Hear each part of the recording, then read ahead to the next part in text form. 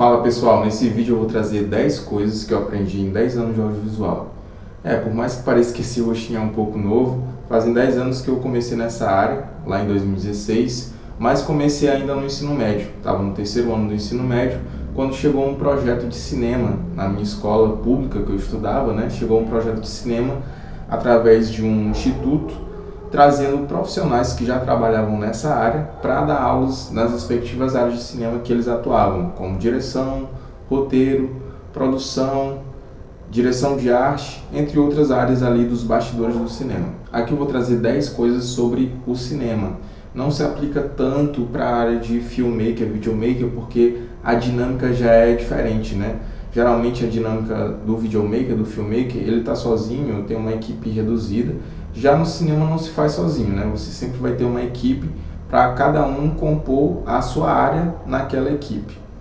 Bom, sem mais delongas, bora lá começar a lista, A primeira coisa de todas é: o áudio é crucial para ter um bom filme. Talvez isso seja um pouco contraintuitivo para você, mas o áudio ele é crucial tanto para um bom filme quanto para um produto audiovisual também. Não é à toa que é audiovisual. Geralmente as pessoas dão muita ênfase à fotografia, à direção de arte, à direção, aos atores e a tudo que engloba o filme, tanto para a produção de curta-metragem, média-metragem quanto longa-metragem. Também já vi longas-metragens sendo negligenciados a questão do áudio. Geralmente as pessoas botam qualquer pessoa para fazer o áudio, ou então alguém que tem afinidade. Esse cara aí tem afinidade com o áudio, e acaba negligenciando um pouco a área. E isso causa muito conflito Causa muito conflito na edição, na pós-produção. Às vezes você tem imagens maravilhosas, você tem atuações maravilhosas, mas o áudio tá péssimo. E esse áudio péssimo faz o telespectador quebrar o encanto. Ele não consegue mais prestar atenção naquele visual que está sendo passado para ele, e ele acaba tendo uma quebra da percepção do filme ou do produto audiovisual que ele está assistindo. Por quê? Porque soa como um amador. Às vezes você não entende o diálogo, às vezes você não entende os sons que estão sendo ambientados na cena. Isso prejudica totalmente o produto audiovisual, ou curta-metragem, ou longa-metragem, ou média-metragem. Então, um bom áudio é crucial, um bom profissional de áudio é crucial, assim como bons equipamentos que ele irá utilizar são cruciais. Não adianta nada você ter uma direção de arte incrível, uma direção e uma direção de fotografia incrível e o seu áudio ruim, porque estraga todo o seu produto. E eu já vi até casos de diretores, que eles tinham um roteiro exclusivo só para o áudio, porque o áudio ele pode guiar todas as sensações que tá na imagem. Dependendo da atmosfera que você traz no áudio, ele dita toda a sensação que você vai ter na cena. Tanto que em filmes de terror você vai perceber mais ruídos, mais sons desagradáveis, mais sons que vão te puxar para uma atmosfera mais tensa. Já em filmes de aventura ou ação, o som ele vai ditar uma outra forma para você sentir a atmosfera do filme. Então vai trazer músicas empolgantes, vai trazer músicas em que as notas te façam entrar numa vibe, numa sensação de empolgação. Então tudo isso é um estudo de como chegar a esses áudios, esses efeitos sonoros, para você chegar mais perto ainda dessa sensação. Porque em um produto audiovisual, o maior objetivo é trazer sensações. A imagem traz uma sensação acompanhada do som, que também te traz outra sensação. Então isso misturado a uma boa direção de arte, uma boa direção de fotografia e um bom som, te traz uma sensação imediata, porque o seu cérebro ele digere tudo aquilo de uma forma que às vezes você não precisa racionalizar, porque você já sente, Então esse sentimento é o impacto de um bom trabalho, de um bom áudio, de uma boa fotografia e de uma boa direção de arte. A segunda coisa que eu aprendi é que às vezes uma equipe reduzida e que tem afinidade entre si é muito melhor do que uma equipe enorme e que não tem afinidade. E isso pode gerar até várias situações de conflito no set. Talvez quem não faça audiovisual ou quem não faça cinema, ou talvez até você mesmo que está assistindo aí que faça cinema, saiba de uma coisa: o set sempre tem diversas confusões. Não sei porquê, não me pergunte porquê, talvez porque a pressão é muito grande, né, para entregar um bom produto, um bom filme, um bom material audiovisual. Talvez a pressão seja muito grande, isso faz com que as pessoas fiquem mais tensas, ou talvez pequenas tretinhas, picuinhas entre as pessoas do set. Enfim, são vários motivos para que tenham essas confusões de set, né? Mas geralmente um set cinematográfico, ele sempre acaba tendo algumas confusões, e você vai ver isso nos bastidores de vários filmes, no make-off de vários filmes, né? Tretas com o diretor de fotografia, confusões com pessoas do set ali. Então isso sempre está permeando o set audiovisual. A gente pode controlar isso? Pode. O que define isso muito é a equipe, as pessoas que estão trabalhando com você, às vezes o diretor também, né, que geralmente quando é uma produção um pouco mais pequena, o diretor ele tem essa voz de controle de set, né? Geralmente numa produção maior, quem vai controlar o set é uma outra pessoa, ou assistente do diretor, ou então um produtor. Então, um set com menos pessoas, ele pode ser mais fácil de controlar, e se as pessoas tiverem intimidade entre si, até melhor, às vezes é até melhor a relação, né? De você pedir uma coisa, de você agilizar outra coisa, porque num set cinematográfico existe uma hierarquia muito importante a ser seguida. Cada um faz o seu departamento, e você não dá opinião do coleguinha. Por quê? Mas por quê? Por que essa hierarquia existe? Para economizar tempo. Você não vai dar palpite na direção de arte se você é da direção de fotografia, porque esse já é o departamento do diretor de arte. Então eu não posso chegar e falar assim: ei, meu irmão, assim, dependendo, né? Porque o diretor de fotografia ele até pode dar alguma opinião naquilo, mas que isso não seja na hora da filmagem, na hora do set, porque isso já vai acarretar uma confusão. Então essas demandas precisam ser resolvidas na pré-produção. A fotografia sempre dialoga com a direção de arte, porque as cores impactam diretamente na fotografia, mas o som, por exemplo, eu estou dando só um exemplo, né? Mas tem várias situações. O som não vai poder chegar e dar uma opinião na direção de arte, falar assim: eu acho que esse verde aqui não está combinando muito bem com o tom de pele do ator. Cara, isso não é papel do som, isso é papel do diretor de arte. E se chegar um cara do som e chegar e dar uma opinião dessa, já começa toda uma confusão. Eu estou falando para vocês porque eu já presenciei isso várias vezes, né? De pessoas quererem dar opiniões em departamentos que não eram seus, e isso causar um alvoroço gigantesco, uma confusão gigantesca. Então, um set com mais pessoas, com mais profissionais, porque cada um vai estar na sua área, né? Direção de arte, direção de foto, produção, direção de som, catering, atores, direção de atores, cada um vai estar no seu departamento ali para fazer o filme acontecer, né? Então, às vezes você imagina: cara, eu quero ter um set com uma equipe gigantesca para tudo acontecer e deve ser super legal. Mas controlar isso também é muito mais difícil. Então, às vezes, menos pessoas entregam mais resultados, porque é mais fácil de controlar, e se você tiver intimidade entre essas pessoas, vai ser mais fluido o trabalho. A terceira coisa é: não adianta gastar todo o dinheiro na sua produção e esquecer da distribuição. Geralmente, eu vejo muitos casos disso acontecer. As pessoas fazem uma produção gigantesca, fazem, às vezes, uma entrega de uma edição também muito boa, mas esquecem da distribuição. Então, você tem que ter uma verba reservada para a distribuição, e você tem que pensar na distribuição.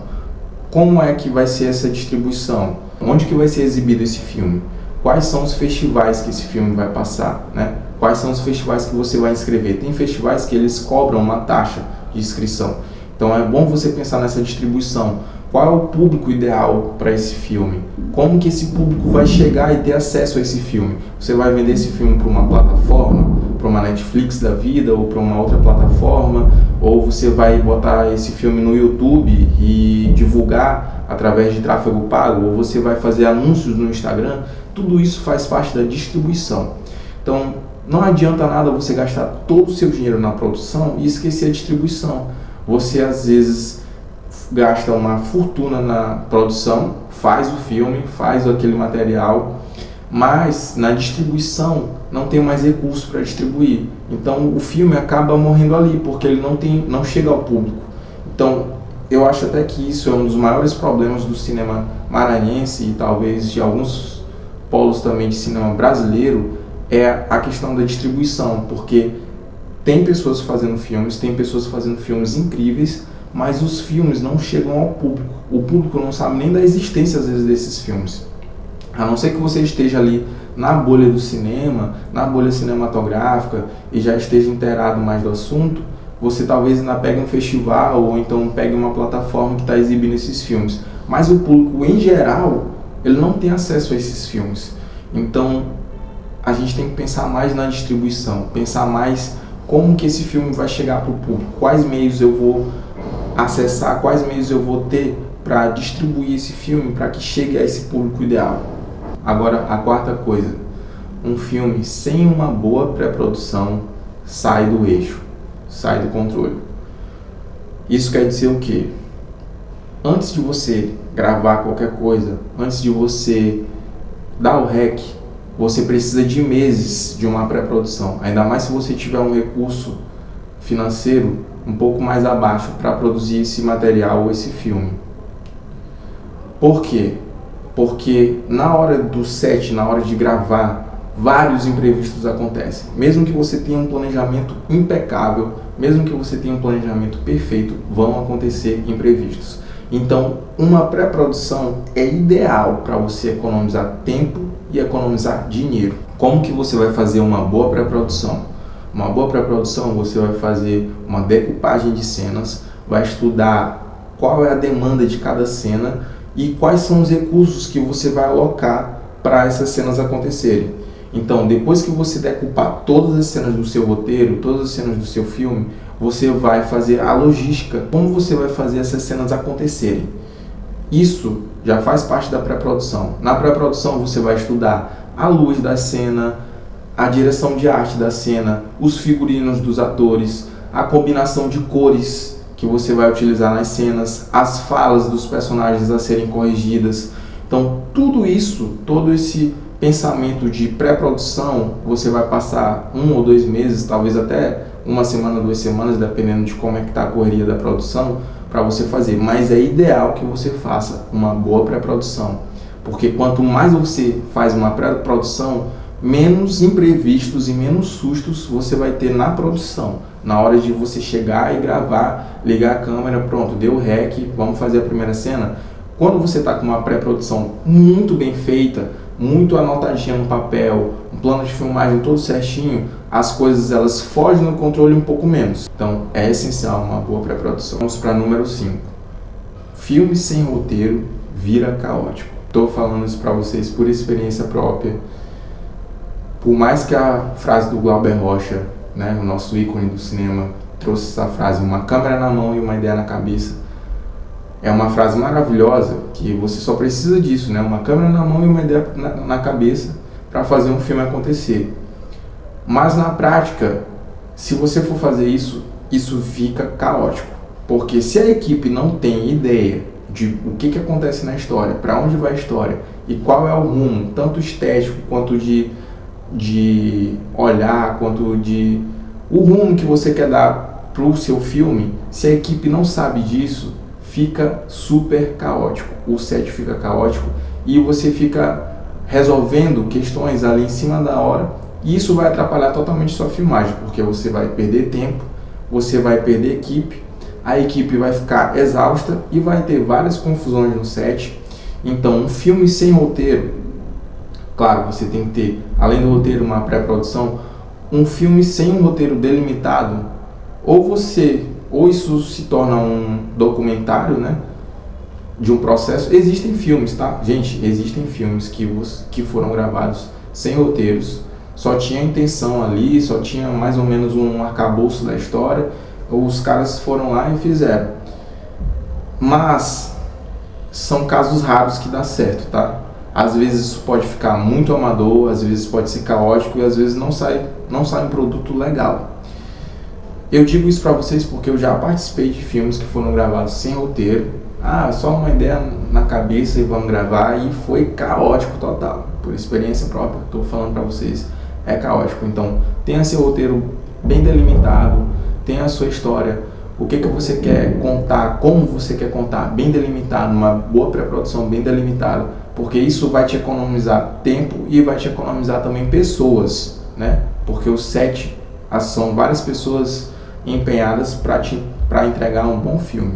A sexta coisa é: cinema é feito de processos. Processos como pré-produção, produção e pós-produção. Se você pular esses processos, o filme vai dar errado. Se você pular esses processos ou então misturar esses processos de uma forma que algum desses processos saiam errados, o filme não vai ficar legal. Então, uma boa pré-produção é crucial para uma produção ideal, onde você fez um planejamento e as coisas que você planejou você conseguiu executar na produção, e a pós-produção é aonde é a coisa mais importante. Por quê? Porque é na pós que você vai ter o filme de fato, né? As coisas que foram captadas vão ser montadas, editadas, pós-processadas, colorizadas, e aí sim você vai ter um filme final, né? Então a pós-produção ela faz parte dessas 3 etapas, desses 3 processos. A gente diz até que existem 3 filmes. O primeiro filme é o roteiro, o segundo filme é o filme do diretor, que é o filme que está sendo produzido, e o terceiro filme é o filme do editor e do montador, que são as pessoas que vão pegar esses 2 materiais, o filme que foi gravado e o filme que foi roteirizado, pegar um material que foi captado de tudo isso e montar, e fazer uma edição e montar e dar vida a esse material que foi pronto e foi entregado para eles. Então esse é o terceiro filme. Esse terceiro filme ele é uma mistura desses 2 outros elementos e ele entrega um processo final. Então são 3 filmes até você ter um filme final. Talvez você não seja da área, você ficaria assustado o quanto um filme muda do roteiro, da produção à pós-produção. Tem realmente projetos que são filmes totalmente diferentes, do roteiro ao projeto final, filmes totalmente diferentes. Agora vamos para a 7ª coisa: não se grava de forma linear. Alguns projetos você vai ver as pessoas gravando de forma linear, ou seja, da cena 1, por exemplo, vamos dizer que seu projeto do seu filme tenha 10 cenas. Da cena 1 até a 10ª cena, você vai gravar em ordem, né? Cena 1, cena 2, cena 3. Mas isso é muito raro acontecer. Geralmente você não grava em ordem, por quê? Por conta da logística. Então, às vezes, é mais fácil você gravar a cena 7 e depois você partir para a cena 3 e depois partir para a cena 4 por conta da logística. Então, às vezes, essas cenas elas acontecem no mesmo lugar, então é mais fácil você gravar todas essas cenas, por mais que sejam em tempos diferentes, em momentos diferentes, né?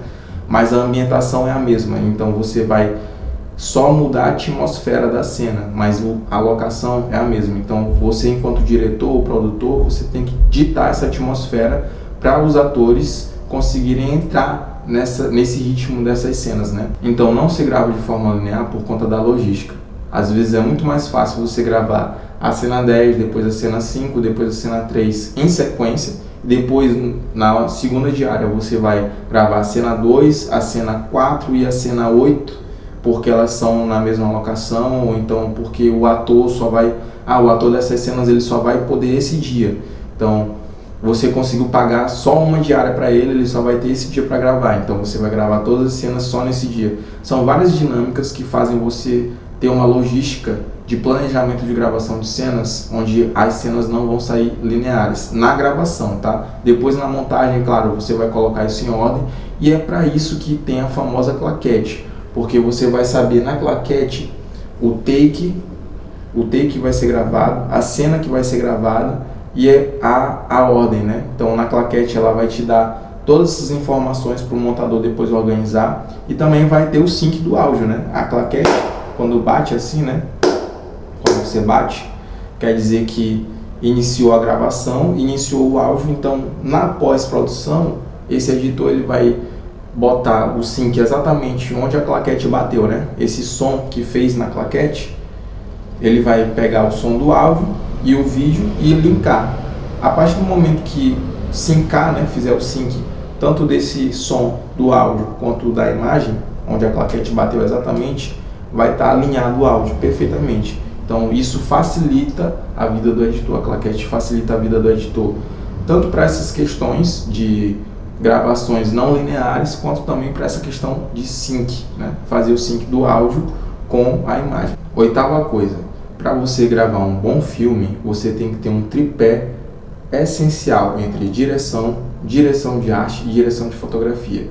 Essas três áreas, elas têm que estar muito bem entendidas entre si e tem que conversar muito bem. O diretor, ele tem que estar muito a par do que o diretor de fotografia e o diretor de arte estão fazendo, para ele conduzir uma boa direção e para dizer o que ele quer extrair da cena. O diretor de fotografia tem que estar muito antenado ao que o diretor está te pedindo enquanto luz da cena, e também tem que estar muito antenado ao que a pessoa que está dirigindo a arte está fazendo, porque o diretor de arte, ele vai trazer as cores, vai trazer os figurinos, vai trazer os objetos de arte, e isso afeta diretamente a fotografia.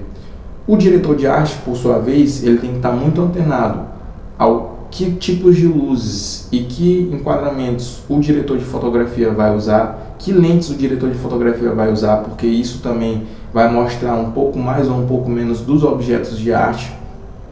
E tem que estar alinhado também com o diretor, né? O diretor de arte, ele tem que estar sabendo quais sensações e quais cores, qual a psicologia de cor necessária para atingir o objetivo que o diretor quer trazer para a cena. Então, um tripé bem formado, bem alinhado entre direção de fotografia e direção de arte, geralmente, quando esses três estão bem alinhados, vão entregar um bom produto audiovisual. Agora a gente vai para a nona coisa, mas também trazendo um fato curioso. Ter uma boa equipe não vai te entregar um bom filme. Às vezes você tem uma equipe incrível, às vezes você tem recurso suficiente financeiro, às vezes você tem ótimos profissionais, tá tudo certo, tá tudo maravilhoso, tem dinheiro envolvido, tem muito dinheiro envolvido, tem ótimos profissionais, tudo fluiu, gravou, entregou, mas o público não gostou. Eis o grande mistério do cinema, né? Às vezes você fez um produto maravilhoso, mas alguma coisa não saiu boa no ritmo da história, às vezes o público não se identificou com a história, às vezes o público não se identificou com o filme, às vezes foi um momento errado de lançar o filme. Então tem filmes que, quando ele foi lançado, ele é super criticado, ninguém gostou, e depois de 5, 10 anos alguém reviu e, pô, esse filme é incrível, e aí traz o filme novamente, então o momento de lançamento foi errado. Então tem várias questões que ambientam um filme, que não só uma boa equipe e não só um recurso financeiro gigantesco vai te entregar um bom filme. Bom, e chegamos à 10ª coisa, né?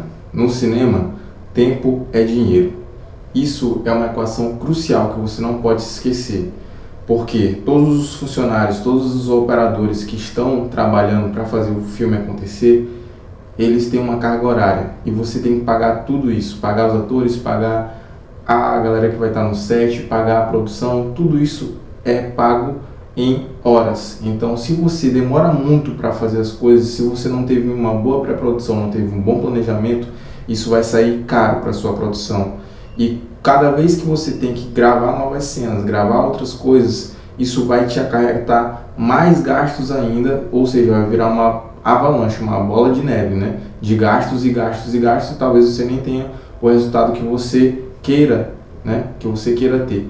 Então é muito importante que na produção o tempo é dinheiro. Você tem que otimizar o tempo o máximo possível, reduzir os custos e o tempo o máximo possível para a melhor entrega possível. Isso só vai acontecer se você tiver uma boa pré-produção, um bom preparamento, um bom estudo de caso, e aí sim, quando você produz, você tem poucos riscos. Mas claro, lembre-se sempre que num set tudo é imprevisível. Então, o máximo que você puder controlar, melhor, porque mesmo assim ainda vai sair várias coisas do seu controle. É incrível, é como se fosse uma lei de Murphy. Não sei explicar para vocês, mas quando você liga a câmera, bom, pronto, vamos rodar, vamos começar o set. Parece que tudo que foi falado, tudo que foi planejado fica para trás e começa a acontecer várias coisas. Isso em todas as produções tem isso, tá? tanto da pequena escala até a grande escala. Mas claro, se você tiver uma boa ordem do dia, uma boa pré-produção, você consegue organizar isso tudo e ter menos percalços no caminho, né? Agora, algumas dicas bônus, né? 11ª ou 12ª, né? Vou falar agora já sem uma contagem. É que o Brasil, para você fazer cinema no Brasil, para você fazer audiovisual no Brasil, os melhores caminhos são os editais. Por quê? Porque é onde você tem uma verba pública para você realizar o seu produto, seu filme audiovisual e entregar para o público, né? Então, os editais geralmente eles têm seus temas. Você vai escrever sua proposta de acordo com o tema do edital, né? Então, tem vários editais abertos pelo Brasil com vários temas diferentes e com várias temáticas diferentes que você tem que ficar investigando qual ali a linha que você quer seguir, né? Mas é uma boa chance de você executar o seu filme, fazer o seu filme com dinheiro público. Claro que esse dinheiro vai ter um retorno para o Estado, né? Porque é um investimento e depois volta, né? Tanto em custos de produção, que você está pagando, movimentando a economia, né? Contratando outras pessoas, contratando locações da cidade. São várias coisas que você movimenta a economia, então esse dinheiro sempre volta para o Estado. Então, você quer fazer cinema de forma autoral, os editais são um ótimo caminho. Outra coisa também é que no Brasil o cinema existe e é muito forte. Não só esse cinema que a gente está habituado a filmes de comédia, ou então esses filmes que de vez em quando despontam e vão para o Oscar. Vocês ficariam surpresos de saber o quanto de produções cinematográficas e produções de audiovisual tem aqui no nosso país, mas fica muito nichado nas bolhas de festivais. Quem está na área, quem conhece pessoas da área, acaba conseguindo às vezes acompanhar esses festivais ou ver as coisas que estão sendo lançadas, né? Até mesmo pelo Instagram você tem acesso a vários desses festivais.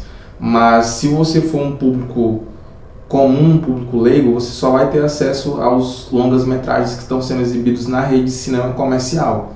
Porém, existe uma gama gigantesca de produtos audiovisuais, de curtas-metragens, de médias-metragens, de longas-metragens sendo lançados mensalmente nesses festivais. Então aqui vai uma dica: se você quiser acompanhar mais de cinema brasileiro, vai atrás desses festivais, vê o que está rolando. E sempre tem no Instagram, no YouTube e em algumas plataformas como Itaú Cultural Play, algumas plataformas brasileiras que disponibilizam esses curtas ou longas-metragens gratuitamente. Então é uma ótima coisa para você pesquisar e ficar antenado um pouco do mundo do cinema brasileiro, né? Que tem muita coisa que é produzida no Brasil, mas como eu já até citei aqui, um problema de distribuição muito grande acaba não chegando no público em geral. Se você gostou desse vídeo, não esquece de deixar seu like, compartilhar com algum amigo que você acha que pode gostar também, se inscrever no canal e ficar ligado, né? Que eu vou trazer mais dicas aí, porque eu posso trazer na produção de vídeo aqui para vocês. E é isso aí, galera. Valeu, até logo!